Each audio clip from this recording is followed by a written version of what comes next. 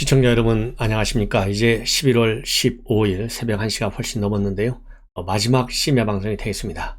우리 시청자 여러분들께서 제 방송 많이 들어주셔서 정말 고맙다는 말씀을 드리고, 제가 100만 대군을 빨리 모실 수 있도록, 연말까지는 최소한도 80만이라도 모실 수 있도록, 그래서 정권교체의 여론 압도적으로 제대로 만들어내는데 기여할 수 있는 방송이 되도록 많이 좀 구독자를 늘려주셨으면 좋겠습니다. 그래야 이 중도층이 늘어나는데 기여하지 않겠어요? 그래서 우리 시청자 여러분들의 손자, 며느리, 아들, 딸, 젊은 분들 많이 좀 권유해 주십시오. 제가 그야말로 이 바르게 살아온 이 인생 경험을 가지고, 그리고 나라의 외교 안보를 지켜온 이 제 나름대로의 철학과 경험, 그리고 지식을 가지고 여러분들의 손자, 손녀하고 이 공감대를 넓힐 수 있는 그런 자질을, 부족하지만은 그래도 조금은 갖추고 있지 않나 하는 생각이 들어요. 그래서 여러분들께서요, 자녀들에게 소개하는데 전혀 손색이 없도록 제가 아주 내용적으로 풍부한 방송이 되도록 모든 노력을 다할 예정입니다. 시청자 여러분들께서 이러한 저의 속마음을 잘 이해하시고요, 자신 있게 여러분들의 자녀에게 뭐라고 그럴까요, 강력히 좀 권유해 주시면 좋겠습니다. 젊은표가 굉장히 중요하다고 하잖아요. 자, 오늘 굉장히 중요한 뉴스 중에 하나가, 조선일보에서 맨 먼저 단독 보도한 한기호 사무총장의 전격 사퇴설이 상당한 파장을 야기하고 있어요. 그래서 다른 언론에서도 지금 많이 보도하고 있고, 그리고 이준석 대표가 오늘 조선일보 보도를 보면, 이제 한기호 사무총장 이건 내 손에서 떠났다, 내가 걸림돌이 되지 않기 위해서 대표한테 사의를 표명했다, 이것이 보도의 요지예요. 거기에 대해서 이준석 대표가 즉답을 하지 않았다까지가 나와 있어요. 그런데 지금 이제 추가적으로 언론 보도를 쭉 보면, 여기저기 쭉 보면 뭐 이 설이 엇갈리는데, 이준석 대표가 뭐라고 했는지에 관해서 정확하게 이제 한 줄씩 지금 심야 시간에 나오고 있어요. 그래서 이 내용을 말씀을 제가 드리겠습니다. 먼저 말이죠, 오늘 조선일보 보도의 매체의 특성은 이준석 대표한테 사무총장 자리와 관련해서 나 때문에 고민하지 말라는 뜻을 전했다. 이게 이제는 내 거치는 내 손을 떠난 일이다. 이것이 이제 핵심이에요. 이렇게 딱 하고 나니까 뭐 언론 기자들이 난리가 났을 거 아니에요. 한기호 사무총장 언론인들과는 연락이 닿지 않는다고 합니다.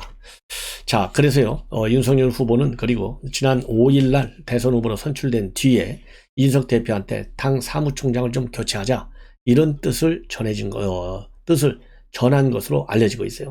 여러분들 사무총장이면 뭐 이 살림, 그야말로 이 예산, 재정, 조직, 그 다음에 인사, 그렇기 때문에 대선을 말하자면 치르는 데 있어서 가장 결정적 키맨이 바로 대표 빼놓고서는요, 누구냐? 사무총장이에요. 예. 그리고 대표야 어차피 후보가 당무 우선권을 갖도록 돼 있지 않습니까?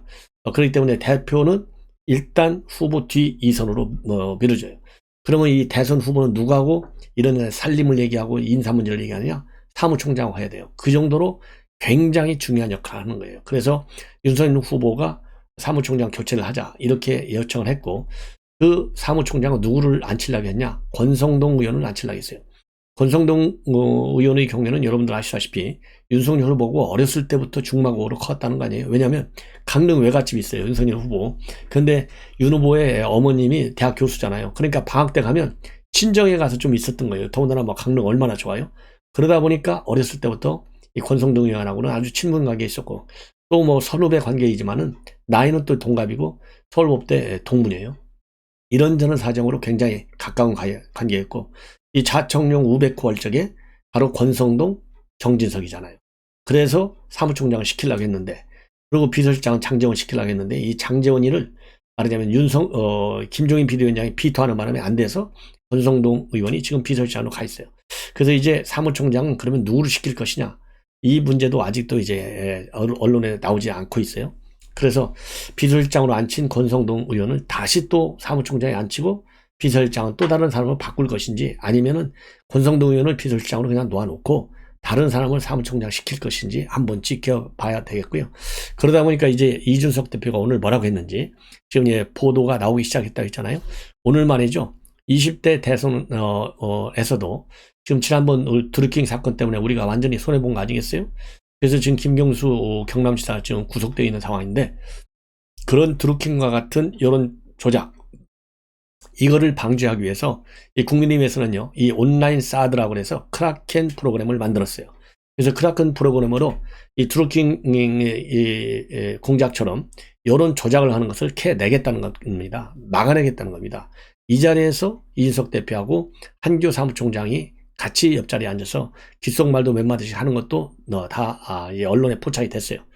그때 이제 취재진들이 이준석 대표한테 달려가서 이거 어떻게 생각하느냐 이렇게 물어봤나 봐요. 그러니까 후보와 어떤 상의도 한 바가 없다. 그리고 이 앞에서 말씀드린 대로 윤 후보 측에서 사무총장 바꾸자라는 뜻을 전해온 것으로 모든 언론이 보도하고 있는데 여기에 관해서도요, 후보가 어떤 요청도 언급도 없다. 이렇게 얘기를 했어요. 그러면서 그러면 윤석열 후보가 사무총장 교체안을 갖고 온다면 어떻게 얘기하겠느냐라고 물으니까 어떤 개연성에서 어떤 요청이 오느냐에 따라서 다르다.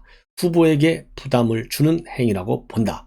그러니까 이 후보에게 부담을 주는 얘기는 내가 여기서 어쩌고저쩌고 얘기를 하면 그게 후보에게 부담을 주기 때문에 본인의 속마음을 이 자리에서 얘기하지 않겠다. 이런 걸로 해석될 수 있는 부분입니다. 더군다나 말이죠. 이 사무총장 인사는 사무총장의 중요성 때문에도 이렇게 민감한 시기에 아주 민감한 이야기를 사무총장과 의견 조율 없이 툭 뱉을 수 없잖아요. 그래서 이준석 대표는 자기 속내를 드러낼 수 없고 그것을 어떤 개연성에서 어떤 성격으로 어떤 의미를 담고 요청이 오느냐에 따라서 자기 답이 달라질 수 있다. 이렇게 해석이 됩니다. 그런데 지금 현재 이준석 대표는 그렇게 얘기를 했고요. 그 다음에 국민의힘 이 관계자로부터 언론에서 특히 이것은 뉴시스에서 뉴시스 통신사잖아요. 여기서 맨 먼저 보도를 한 건데요. 이준석 대표한테 사의를 표명했다? 이거 사실무근이다. 또 이렇게 딱 일축을 하고 있습니다. 이 얘기는 이준석 대표가 당 후보한테 그런 거 한 번도 들어본 적이 없다라는 거하고 맥락을 같이 해요. 예. 자, 그러면서요. 이 핵심 관계자 뉴스위스한테 뭐라고 얘기했냐면 한 사무총장의 사의 표명은 사실무근이고 그리고 이준석 대표가 사무총장 자리를 놓고 고민하고 있다는 것 역시 사실이 아니다. 또 이렇게 얘기하고 있고요. 또 다른 핵심 관계자는 뭐라고 밝히고 있느냐. 한교 사무총장을 향한 몇몇 인사의 사퇴 압박이 있었던 것은 사실이다. 그래서 이런 보도 배경이 충분히 있을 수 있다는 거예요. 자, 그래서 아까 말씀드린 대로 이 사무총장이 굉장히 중요한 인물이어야 되기 때문에 사무총장은 윤석열 후보와 뜻이 맞는 사람이어야 한다. 이런 의견들이 당내 여기저기서 지금 튀어나오고 있다. 이런 보도도 나오고 있습니다. 자, 그래서요. 지금 사무총장의 인사 문제가 그동안에는 김종인 비대위원장이 선대위에 총괄선대위원장으로 단독으로 원톱으로 갈 것이냐 아니면 김병준 전 비대위원장하고 투톱으로 갈 것이냐 이것이 큰 언론에 그리고 우리 국민의힘 또 정권 교체를 바라는 우리 국민들에게 굉장한 관심사 넘버원이었는데요. 이게 잠깐 뒤로 밀리면서 한교 사무총장의 교체는 사실이냐 아니냐 교체가 될 경우에는 누가 적임자냐 이것이 이제 넘버원 이슈로 부각되고 있는 상황이다라고 저는 해석이 됩니다. 자, 그런데요 지금 매주 일요일날 저녁이면요 나오는 여론조사 결과가 있어요. PNR People Networks Research에서 조사한 결과입니다. 상당히 고무적인 여론조사가 나왔어요. 2주째인데요. 지난 11월 5일에서 이제 결국 11월 15일이니까 컨벤션 효과가 나타나고 있다. 이런 보도가 나오고 있어요. 제가 보기에는요. 컨벤션 효과를 이제 넘어서 플러스 알파 후보 질의 차이가 우리 국민들로부터 평가를 받고 있다. 후보의 질, 퀄리티, 컨텐츠가 다르다 이거예요. 이재명하고 윤석열하고는 질적으로 우리가 그러잖아요.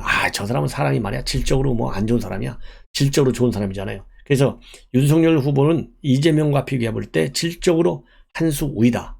그래서 이것이 지금 2주째 말하자면 지지율의 차이가 더 커지고 있는 그런 상황으로 지금 바뀌고 있어요. 그래서 지난주까지는요. 컨벤션 효과고 이번 주부터는 플러스 알파 컨벤션 효과를 뛰어넘는 그야말로 이제 대세론을 굳히는 단계로 돌입하는 첫 번째 주가 되지 않을까 하는 생각이 들어요. 자, 그럼 어떤 조사 결과가 나왔느냐? 뭐 간단하게 말씀을 드릴게요. 다자대결의 경우에는요. 5명을 전부 다 대입했어요. 윤석열 48.3, 이재명 32.2, 16.1% 차이요. 이거 끝나는 거예요. 그 다음에 안철수가 3.8, 심상정이가 2.8, 김동연이가 1.5가 나왔습니다. 자, 그러고 20대의 경우, 지금 20대가 지금 어디로 갈 것인가가 굉장히 중요하잖아요. 왜냐하면 홍준표 후보는 20대를 땡기고 있어요. 그리고 윤석열은 이 경선 과정에서는 50대 이상에서 압도적 지지예요. 20대는 절대적으로 홍준표하고 이재명한테 밀렸거든요. 이제 옛날 얘기가 됐어요. 20대가요, 이재명의 2배나 높아요. 47.4 대 이재명은 24.3입니다. 그리고 양자 대결, 그리고 또 3자 대결. 3자 대결 때는요, 안철수를 붙이고 심상정의를 붙여봤어요. 이럴 때 윤석열 후보가 과반이 넘어요. 이거 보면 상황이 점점 끝나간다. 아까 말씀드린 대로 대세론이 불을 붙여서 이제는 컨벤션 효과를 훨씬 넘어서는 그러한 지지 기반을 확고히 하는 단계로 지금 바뀌고 있다. 이렇게 보여집니다. 그리고 국민의힘은요, 지지율이 조금 빠졌어요. 41.3에서 36.2로. 그럼에도 불구하고 민주당과는 27.5니까 거의 9%, 한 10% 차이가 난다고 봐야 돼요. 그런데 매우 이례적으로 국민의당 안철수 당이 말이죠. 안철수 후보는 지지율에 큰 변화가 없는데도 불구하고 국민의당 지지율은요 11.0%로 껑충 뛰었어요. 자, 이거를 조금 자세하게 말씀을 드리겠습니다. 자, 아까 말씀드린 대로 다자 대결 시에 48.3, 32.2있지 않습니까? 자, 이거를 놓고 보면 이 호남을 제외한 지역에서는 전부 다 윤석열 후보가 높아요. 호남에서는 이재명이가 59고요. 윤석열 22.8입니다. 그리고 서울은 윤석열이가 48.8, 이재명이 31.7, 경기 인천 49.9, 이재명 30.8, 충청도가 55.2, 28.8, TK가 55.2, 23.5, PK가 50.6, 이재명이가 28.8, 강원 제주 52.6, 이재명 22.8입니다. 이걸로 보면 끝난 거잖아요. 그 다음에 연령별로 볼 때도 문재인 지지 성향이 강한 40대하고 50대, 40대에서만 윤석열 총장이 밀려요. 47.3대 35.2로 약 12% 정도 밀리고, 50대도 윤이 높아요. 42.0대 이재명의 40.8입니다. 그리고 20대의 경우에는요, 무려 13.8%가 급등을 해서 47.4. 그래서 이재명이는 24.3입니다. 2배는 높아요. 30대도 압도적입니다. 40.4대 28.4입니다.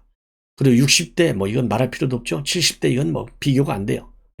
그리고 양자 대결에서도요, 이재명하고 윤석열하고 딱 붙어버리면 다 단일화돼가지고 50.4대 33.8입니다. 그 다음에 양자 대결에요, 야당 후보 안철수하고 심상정이 집어넣었을 때도 마찬가지로 거의 절반이에요. 이재명, 윤석열, 안철수가 붙으면 윤석열이 48.2, 이재명 33.3, 안철수 5.0입니다. 자, 그리고 심상정하고 붙었을 경우에는요, 윤석열 50.5, 이재명 30.8, 심상정 4.3이 됩니다. 이래서요, 이제 압도적으로 대세론이 불붙고 이제 상황이 정리가 돼 간다. 이런 생각이 듭니다. 자, 이러는 가운데 이제는 아까 말씀드린 대로 이제 선대위는 지금 묘수를 두고 있다. 이런 보도 뭐 이미 말씀을 드렸잖아요. 그래서 이 총괄선대 위원장에는 완탑 김종인, 그리고 총괄선대위원장 바로 밑에 총괄선대본부장직을 없애면서 분야별 총괄본부를 설치하는 거예요. 여기에서 정책, 조직, 직능, 홍보, 총무 5개의 총괄본부를 수평적으로 배치해서 중진급 본부장을 내세우는, 그래서 신의 한수를 지금 두고 있다. 이런 평가가 나오고 있어요. 그럼으로써 이준석 대표가 얘기하는 실무형 선대위, 그리고 김종인 비대위원장이 얘기하고 있는 일할 수 있는 선대위를 만든다는 겁니다. 그래서 김종인 비대위원장이 얘기한 대로 허수아비 노릇을 말하자면 하지 않도록 그렇게 뜻을 맞춰준다는 것이죠. 그리고 이미 윤석열 후보도 허수아비로 만든다는 게 말이나 되냐, 지식과 경륜을 충분히 이용할 수 있도록 하겠다. 이런 입장을 내놓고 있어요. 자, 그래서 이제 총괄본부장 이렇게 인선, 여기에서 이제 어느 정도로 충돌하느냐 안 하느냐 말이 많은데요. 현재 보도되고 있는 내용을 보면 조직총괄에는 주호영, 정책총괄에는 임태희, 그리고 이 밖에도요, 이 4선의 권영세와 윤상현, 그리고 3선의 김태호와 김태흠, 그리고 나경원 4선, 그리고 김용태 3선, 이런 분들도 중요 보직에 거명이 되고 있다. 이렇게 지금 보도들이 나오고 있습니다. 자, 그리고 이제 오늘 이준석 대표가 또 오늘 뭐 상당히 아주 재미있는 연기를 했어요. 오징어 게임 패러디물을 국민의힘에서 디지털 정당위원회에서 만들었어요. 그래서 오늘 공개했습니다. 그래서 지금 현재 이 국민의힘이 공개한 오징어 게임 패러디물이 화제를 이루고 있다라는 보도가 나오고 있습니다. 그래서 오늘 국회에서 열린 온라인 댓글 조작 대응하기 위한 말하자면 크라켄 시연 행사장에서 처음으로 공개가 됐는데요. 이 동영상에서 이준석 대표는 이영 의원이 디지털 정당위원회 위원장이에요. 이영 의원을 만나가지고 분홍색 피단 주머니에 디귿지읒 영이라고 적힌 명함을 쥐어줬어요.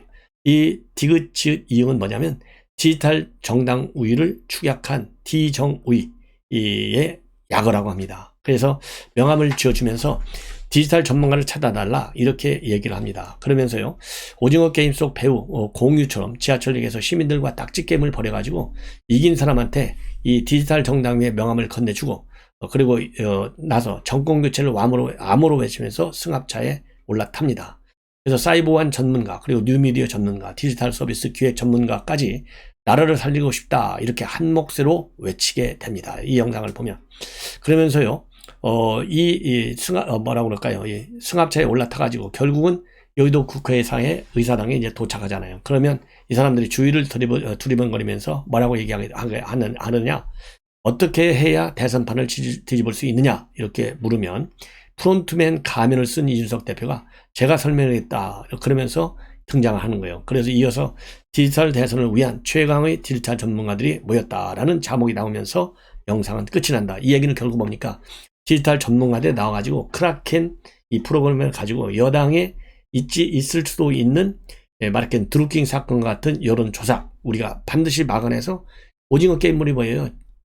제로성 게임이잖아요. 민주당 완전히 완패하고 우리가 딱 국민의힘 후보 윤석열 후보가 이기는 그런 게임으로 되어 있다는 겁니다. 그래서 혹시 여러분들께서요 보다 자세한 내용을 아시고 싶은 분들은 국민의힘 홈페이지에 들어가셔서 한번 쭉 보시면 아주 쉽게 재미있게 보실 수 있다고 생각합니다.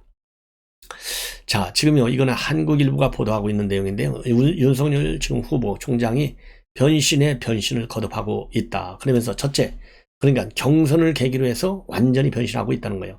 굉장히 말조심을 많이 하고 있다. 그래서 공개 발언을 굉장히 신중히 하고 있는데 그렇기 때문에 그동안에는요 이 말씀 자료 이런 페이퍼를 보이지 않고 즉석에서 얘기를 했는데 이것이 다 없어지고 이 페이퍼를 통해서 읽는다.